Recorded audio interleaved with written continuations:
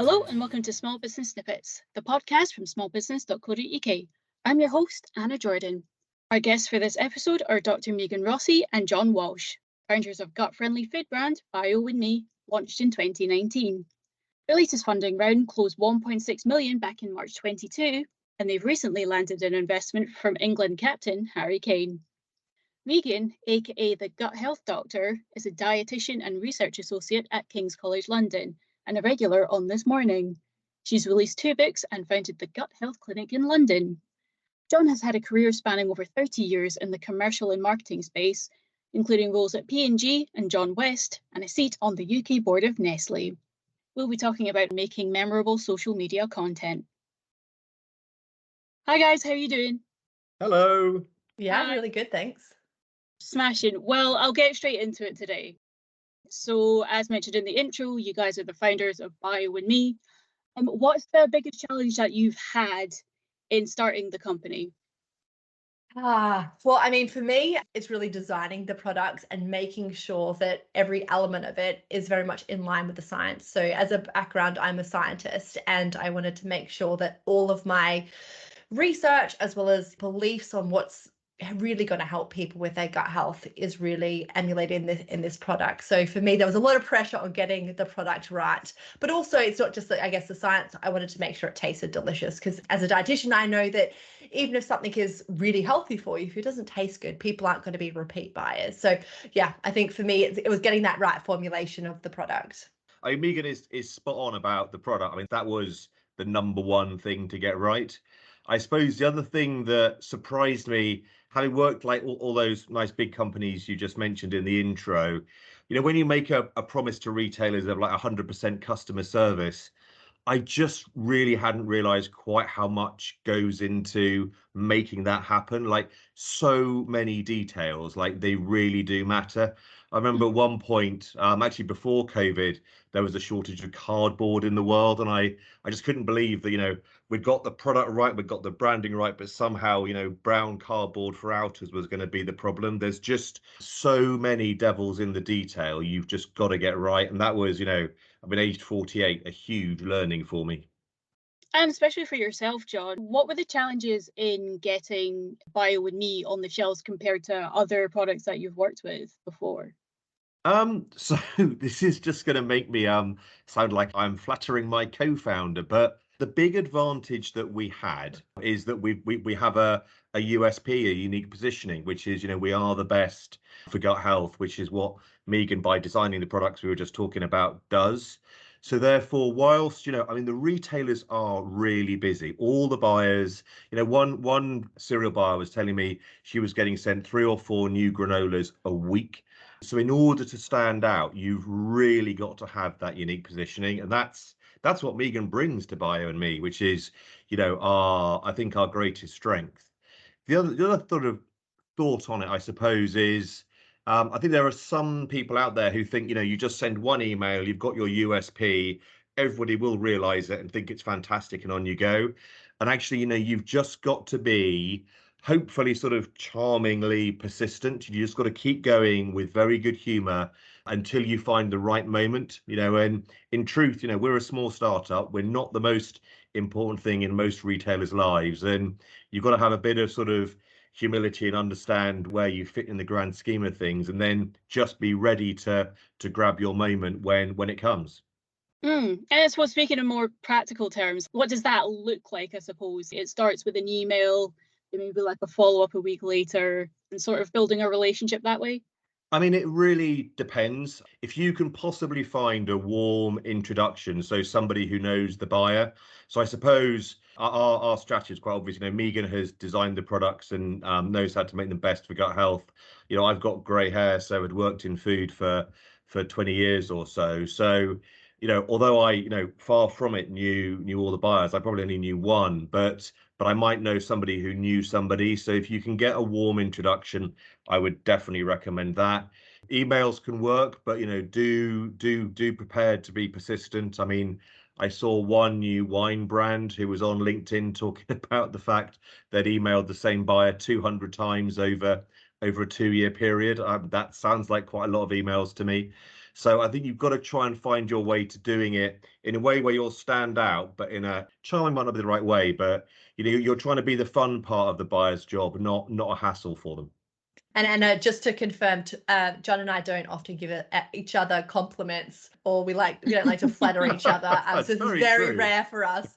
But to add, I think that is certainly one of John's strengths in terms of, just really being a people person and being empathetic, but also being quite charming in how he can get in the inner circle and work with them. So I think that is a definite skill that John's developed. Maybe it's the ex-Nestle of 10 or so years and all of the things you learned there, but you certainly have a way with people, I would say.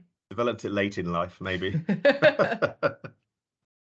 And yourself, Megan, I mean, you have a huge social media presence, and I suppose what that brings to the company on top of that. So talk to me a bit about breaking down scientific concepts, which are potentially you need a lot of time to really digest them, for want of a better word. So how do you make social media posts about a complex subject memorable?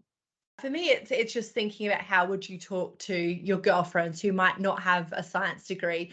What would grab their interest? What would motivate them to make some key changes in their life to support their gut health? So yeah, that's kind of one of the key things whenever I'm writing a post. I think, well, how can I grab the attention of my girlfriends? And I feel like that is a way that I seem to be able to get some of those key messages. But it certainly isn't something I always get right. As a scientist, I want to always load the scientific information in there because I find it so exciting. But, I need to realize that maybe not everyone appreciates the power and the potential of our gut microbiome, being fed that on a daily basis. So thinking of new angles, I guess, to entice people. When you were launching Bio&Me, I understand that you chose to go straight to market instead, do your own thing. Talk to us about that and how that came about. Do you mean me working with other companies? Like yes. With Kellogg's? No, I think maybe the concept, but it would be potentially that there were some of the big guys who I thought I had a great opportunity to work together with. They approached me about being the face of their gut health range. But sadly, when it came into understanding what I was able to change in their products, sadly, it was very limited and their products just weren't in line with the research around what's good for your gut health. So that's when I knew I had to kind of go out and do it myself if I was ever going to get into food industry. Why were they resistant to making those changes? Yeah, look, I mean, it's a tricky one. And, I think a lot of it came down to their price challenges, and they were of the belief that the changes that I wanted to make in some of the recipes would have cost them too much in their margin, and they wouldn't have had a financially viable product then, which again motivated me more to be able to show them that actually you can have a product that is absolutely good for the gut and actually is a profitable business as well. Now, of course, that's not something I knew how to do, but I knew that I could find someone who had all those businessy skills, then be able to make sure that it was going to deliver that way. And that's when I headhunted John. He probably has a different story. But we met in the middle and we'd worked together on another project. And I just remember, again, I don't like to give him many compliments, so I'm going to have to pop his head at some stage in this podcast. I know, who would have thought? What's going on? But, he did have all of those businessy skills that I knew I needed and that I didn't have to have a viable business. So, yeah, I think it really came down to that. And that's why, I am so incredibly proud of everything Bio&Me has achieved, because we've done good gut health the right way, but still being able to be a profitable business. And how about with recent challenges, namely in the form of the cost of living crisis? How has that affected your output, if at all? So we've, if we use the lucky word, we've been lucky so far in a sense of we've been growing very fast, and therefore, as we've grown and our volumes increased, therefore we can buy our ingredients at ever cheaper prices because of the volume discounts we can now get. So, Megan's obviously designed the recipes to be the very best for gut health, and that does imply that there's a premium on the ingredients to make sure they're the right ones. But as we grow, we can obviously buy them cheaper. Therefore, so far, we've been able to offset inflation. There's also a sort of a happy coincidence for us where When you were talking about product development earlier, we launched, as you said, in 2019, and then you get lots of feedback from consumers. They tell you what they love, the bits of the flavors they love. They also tell you some things they don't like. So occasionally we were getting comments about hardness and taking out some of the hardness in the product. And that happened when we analysed it. That happened to translate to some of the hardest, most expensive ingredients as well, some of the nuts and seeds, etc. So we were able to swap those out for softer ingredients, which also helped on the cost, which meant we haven't had to put a cost increase through at all yet. That's the importance of customer feedback as well. Yeah, and this time we were just very lucky that where the customers were asking us to go. And we were only talking tiny tweaks, by the way, and our fundamental principles of, being the best for gut health would never compromise. But on the taste and flavor side, yeah, I mean, you listen to your consumers. That's why, we're mainly a retail business. Obviously, we've got our lovely partners, Tesco, Sainsbury's, Waitrose, Asda, Ocado, etc. But our e-commerce business is wonderful for getting customer feedback because they buy from you, they email you. We get lovely emails. Like every day we get 3, 4, 5 emails from people asking us questions, telling us what they like, occasionally wanting changes, etc. And that's gold dust for us. And I think also that's where the social media community comes into play, where Yeah, we're absolutely. looking at new NPD and we've got about 20 different products and we kind of put it to them and they're so passionate about it. They give us really detailed feedback. So it's brilliant to have that community on site as well. And if we're looking towards growth, how are you managing those plans without over expansion or sort of the risks that come with that? So our number one focus, by the way, I'm not sure this is in your question, but is the UK. So we quite often get asked about going international, and right now we just want to make sure we get absolutely everything right in the UK on our cereals and on our yogurts. So we're obviously in 2 categories, and in truth, that is more than enough to be getting on with. So if you imagine our ambition is to have our granolas and our porridges and our yogurts in all the supermarkets and in as many stores as possible in those supermarkets, there's an awful lot of work for us to do still to do that. So we've had a great start. We've had a great year with a lot of new launches, but the truth about a launch with a supermarket is, that's just the start of the hard work. Then you've got to get a good rate of sale and then grow your business with the supermarkets that you're in. So that's kind of our number one focus. And if we get that right next year, I mean, what's lovely is our business has doubled this year.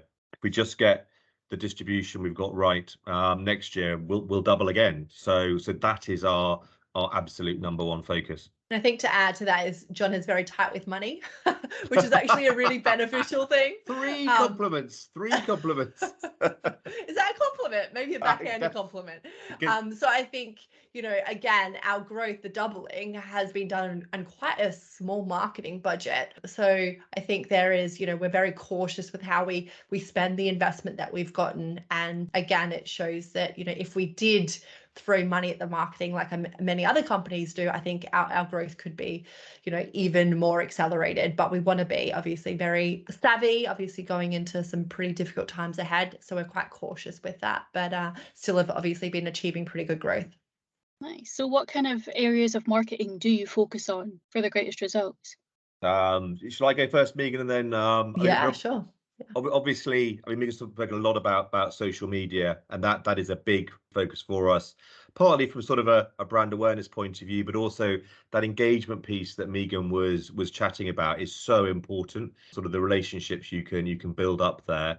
Then we spend as much money as we can, as close to the point of sale as we can, whether that's e-commerce on our site or with our retail partners. What we want to do is try and grab people's attention when they're literally in stores or on retailers' websites, because we don't have the millions to do TV advertising campaigns that the big companies like Nestle can do. Therefore, we have to find ways to sort of grab people's attention. And then our best marketing really is our packaging, and if we can and our product, and if we can get our packaging and our product into people's hands, they can read Dr. Megan's story on the pack, they can try the product, and that's what converts people to us. So yeah, that's where our real focus is. Yeah, and I just think with the power of social media, the word of mouth, that free marketing, I think, again, that's how we've been able to keep our marketing budget down, is kind of utilizing the community we've already got available to us. And they really do believe in the brand and really support it. So I think that's helped a lot as well. And I just want to round off by a question for you, Megan. You're still, of course, working in the science field, but also as an entrepreneur. How has that gone down with the medical community? You know what? A lot of people ask me this, and I think, everyone's responded really positively. I think because I still work as a research fellow at King, so, I haven't sold out, so to speak. I'm still, ensuring that the products that we are developing are in line with the science. And I think that is something that my colleagues, are really proud that I've continued to do. And if I ever change that, I think I would then cop a lot of slack. So I think they've been really positive and have loved being able to recommend the product to a lot of their clients in terms of, my nutrition and dietetic colleagues, because they also saw that there was no product out there that was actually claimably good for the gut in terms of, the no added sugar, the prebiotic claim that we've got, and that plant diversity delivering, the 15 plus plants in each and every product. So they, they're experts, they see the product and they're like, wow, this is actually, really impressive. And yeah, so I think overall, yeah, it's been really positive so far. Knock on wood. Right. Well, that's it for me, unless either of you have anything you'd like to add. Oh, I don't think so. I enjoy these things. It's nice. It's nice sort of telling the It's nice to have story. a chat. Thank you both so much for coming on. Brilliant. Absolute pleasure. Thanks for having us. You can find out more about Bio&Me at bioandme.co.uk and Megan at instagram.com/The Gut Health Doctor. Remember to like us on Facebook at Small Business Experts, follow us on Twitter at Small Business UK, all lowercase, and subscribe to our YouTube channel, linked in the description. Until next time, thank you for listening.